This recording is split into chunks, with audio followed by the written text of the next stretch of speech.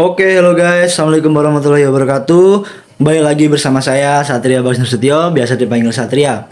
Nah, kali ini kira-kira aku bakal bahas video apa? Contoh pembahasan soal apa itu? Nah, mungkin kalian di sini belum tahu ya. Dari kemarin kan aku bahas dari mata kuliah matematika. Nah, sekarang sebelum aku ngasih tahu, izinin aku nih buat teman-teman yang kemarin belum kenal aku. Nama aku Satria Bagas Nasution, biasa dipanggil Satria dari Universitas Negeri Malang, Fakultas Vokasi, khususnya Prodi Teknologi Rekayasa Pembangkit Energi dengan NIM 240934710725. Nah, langsung aja kita ke topik, yaitu tadi aku tuh mau bikin video apa ya? Nah, aku tuh mau bikin video pembahasan soal tentang kayak dari mata kuliah probabilistik dan statistika, probabilitas dan statistika. Nah, materinya itu tentang lingkup distribusi binomial, khususnya ini ya mengarah ke jurusanku dalam dunia energi, pembangkit energi. Nah, mungkin langsung aja kita masuk ke pembahasannya. Oke, kita langsung masuk ke pembahasan yang pertama. Distribusi binomial dalam dunia energi. Nah, apa sih distribusi binomial itu? Nah, mungkin sekiranya teman-teman yang belum tahu, kita belajar bareng-bareng di sini.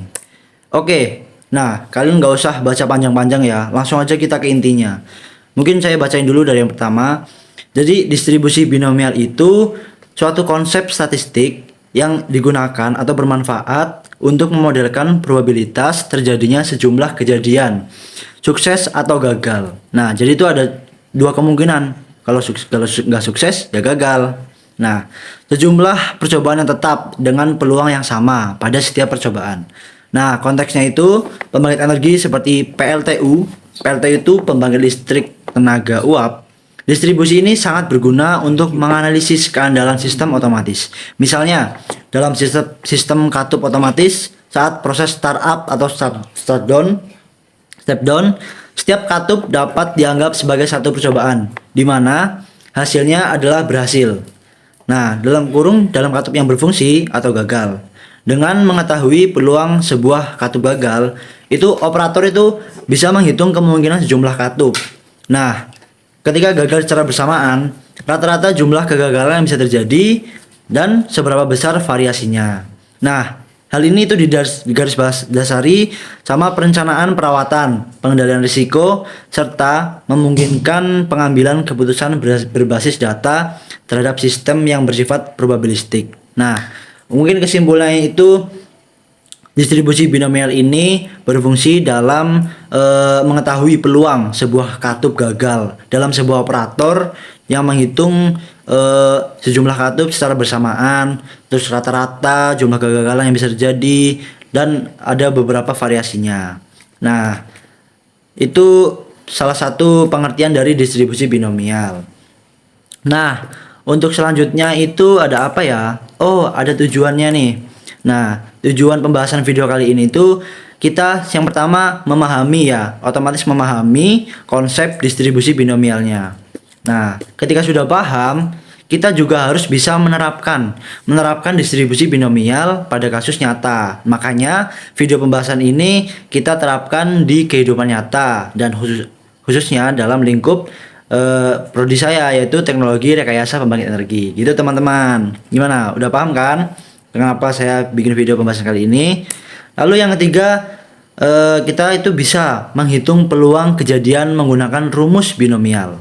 Nah, nanti kita bahas rumus binomialnya. Nah, langsung yang keempat, bisa menentukan rata-rata dan simpangan baku dari distribusi binomialnya. Nah, dari tujuan yang sudah tertera di layar dalam memahami, menerapkan, menghitung, menentukan, itu sudah jadi satu kesatuan. Dan kita juga harus memahami dasar dari rumus distribusi binomialnya. Oke, langsung aja kita ke salah satu konteks kasus yang kita diujikan di PLTU, pembangkit listrik tenaga uap, yaitu contohnya sebuah PLTU memiliki 10 katup otomatis. Nah, peluang satu katup gagal saat startup adalah 0,1. Nah, pertanyaannya itu yang pertama, berapa peluang tepat dua katup gagal? Lalu yang kedua, berapa peluang paling banyak satu katup gagal. Lalu yang ketiga, hitung rata-rata dan standar deviasi jumlah katup yang gagal.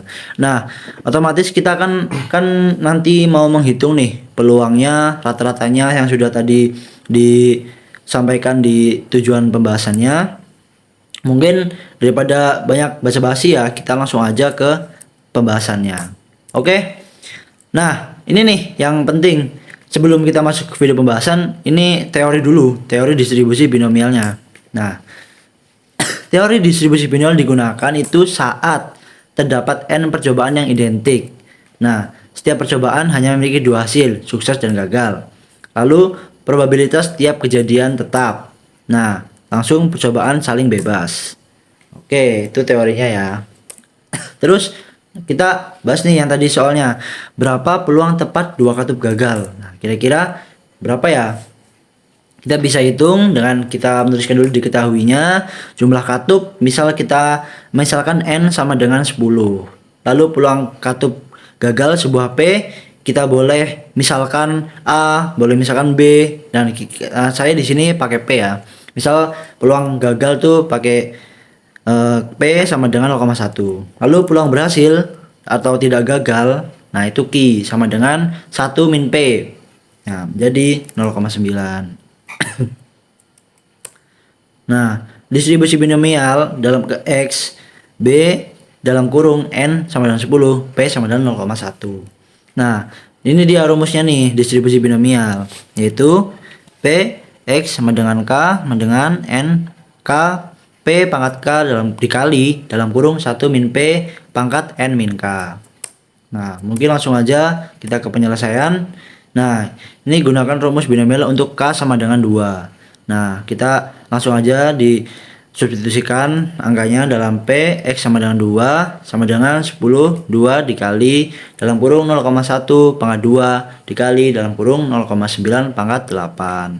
Nah, kita hitung dari hitung 10 2-nya itu 10 faktorial per 2 faktorial 10 min 2 itu sama dengan 45. Itu nanti kalau misal teman-teman hitung pasti hasilnya itu. Nah, untuk yang 0,1 pangkat 2 sama dengan 0,01. Ini maaf ya, ini bukan min ya, tapi sama dengan. Mungkin garisnya kurang kelihatan ya, teman-teman.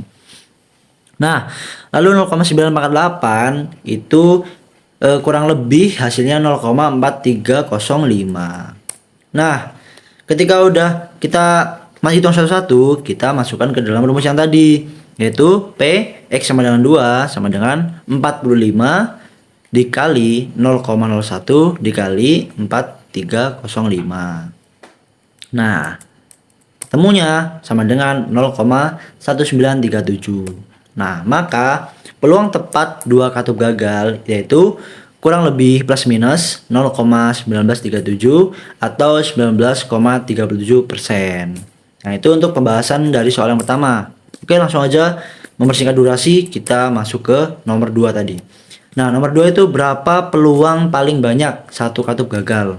Nah, kita bisa langsung mencari atau mengingat rumus dari P X kurang dari 1 sama dengan P X sama dengan 0 dan plus P X kurang dari 1 sama dengan P X sama dengan 0 ditambah P X sama dengan 1. Nah, untuk P X sama dengan 0 itu P X sama dengan 0 sama dengan 10 tadi kali 0,1 pangkat 0 kali 0,9 pangkat 10. Nah, hasilnya sama dengan 1 dikali 1 dikali 0,3487. Nah, hasilnya sama, 1 kali 1 ya 1 kali 0,3487 ya tetap 0,3487. Nah, langsung kita hitung PX sama dengan 1 biar nanti ketemunya yang PX kurang dari 1. Nah, PX sama dengan 1 ini sama dengan 10 kali 0,1 pangkat 1 dikali dalam kurung 0,9 pangkat 9. Nah, hasilnya 10 dikali 0,1 dikali 0,3874 dan ketemunya sama dengan 0,3874. Nah, lalu kita jumlahkan dari yang ini maaf ya, aku ulang ya. Nah, dari yang 0,3487 itu kurang jadi X min 1 sama dengan 0,3487 ditambah 0,3874 sama dengan 0,7361. Nah, maka peluang paling banyak satu katup gagal adalah 0,7361 atau 73,61%. Jadi itu penyelesaian untuk nomor 2 ya. Nah, untuk nomor 3 itu rata-rata dan standar deviasi jumlah katup yang gagal. Rata-ratanya itu bisa kita untuk distribusi binomial dengan rumus mu sama dengan N kali P, yaitu N nya tadi di soal 10, P nya dikali 0,1 sama dengan 1.